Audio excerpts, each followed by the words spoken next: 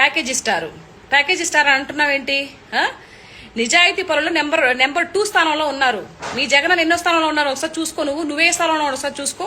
ఎక్కడో జబర్దస్త్ షోలోనో లేకపోతే ఢీ షోలోనో డాన్స్లు వేసుకుంటూ ఉన్నావు. అప్పుడు నిన్ను ప్రశ్నించినప్పుడు నువ్వే సమాధానం చెప్పలేదే. ఇప్పుడు నీకు సమాధానం చెప్పాలా? ఎక్కడాల్సి వస్తుందన్నమాట. ఈవిడేం మాట్లాడుతుందంటే, పవన్ కళ్యాణ్ గారు చంద్రబాబు నాయుడు ఇచ్చే ప్యాకేజీకి లోబడిపోయాడు. తర్వాత రాష్ట్ర ప్రజలని, కాపు ప్రజలని గాలికి వదిలేశారు, డైవర్షన్ పాలిటిక్స్ చేస్తున్నారు అని నోటికి ఏదొస్తే పిచ్చి పిచ్చగా మాట్లాడుతుంది. నాకు ఒకటి అర్థం కాదు. నువ్వు ఎమ్మెల్యేగా ఎంపీగా ఉన్నప్పుడు ఎక్కడో జబర్దస్త్ షోలోనో లేకపోతే ఢీ షోలోనో డాన్స్లు వేసుకుంటూ ఉన్నావు. అప్పుడు నిన్ను ప్రశ్నించినప్పుడు నువ్వే సమాధానం చెప్పలేదే.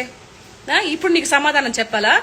ఎక్కడో ఉన్న కొండ ప్రాంతంలో ఉన్నటువంటి ప్రజలకి కరెంటు లేకపోయినా, రోడ్లు లేకపోయినా ఈ రోజు పవన్ కళ్యాణ్ గారు అక్కడ అందరికీ కరెంటు, రోడ్లు సదుపాయాలు, వాటర్ సదుపాయాలు కూడా అందించారు.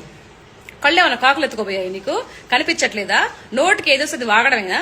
అంటే నేను చెప్పే మాటలు నమ్మేస్తారులే, జనాలు ఎర్రోళ్ళు అనుకుంటున్నట్టున్నావు. బ్రహ్మాండంగా తెలుసు. మళ్ళీ ప్యాకేజ్ ఇస్తారు అంటున్నావేంటి?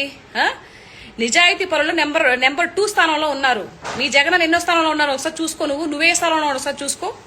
ఆడదాం ఆంధ్రాలో 100 కోట్లు వెనకాతలు వేసుకొని బెంజుల కార్లు, BMW కార్లు తిరుగుతూ ఆ ప్రజల్ని గాలికి వదిలేసి, నగర ప్రజలని ఈ రోజు నువ్వు షోలు చేస్తూ విచ్చలవిడిగా హిహి నవ్వుతూ నువ్వు కూడా మాట్లాడుతున్న పవన్ కళ్యాణ్ గురించి సిగ్గుగా అనిపించట్లేదు కొంచెం కూడా నీకు?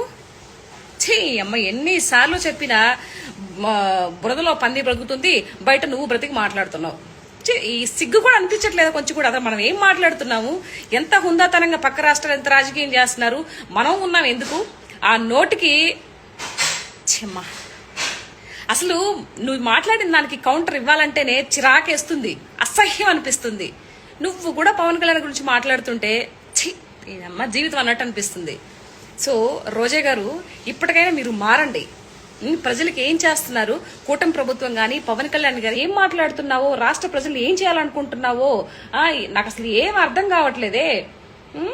మరి నీకు తెలిసిన నాలెడ్జి, ఇన్ని సంవత్సరాలు రాజకీయంలో ఉండి ఏం చేసావో, మీరందరూ అసలు ప్రజల యోగక్షేమాలు చూద్దాము, ప్రజల కోసం పాటుపడదాము అనే జిజ్ఞాస ఒక్కరికి కూడా లేదమ్మా. మీ వైఎస్ఆర్సీపీ పార్టీ, మీ జగన్మోహన్ రెడ్డికి లేదు, నీకైతే అంతకన్నా లేదు. పదవి మీద ఉన్న వ్యామోహము మీ ప్రజల మధ్య లేనే లేదు. అసలు ఏమి బ్రతుకులో, అసలు ఏమి రాజకీయాలు చేస్తారో నాకు అర్థం కాదు. ఎంతసేపటికి రాజకీయాల్లోకి వస్తే 100 కోట్లు వెనకాతలు వేసుకోవాలని ఒక ఇది తప్పితే రెండో ఇది కూడా లేదు.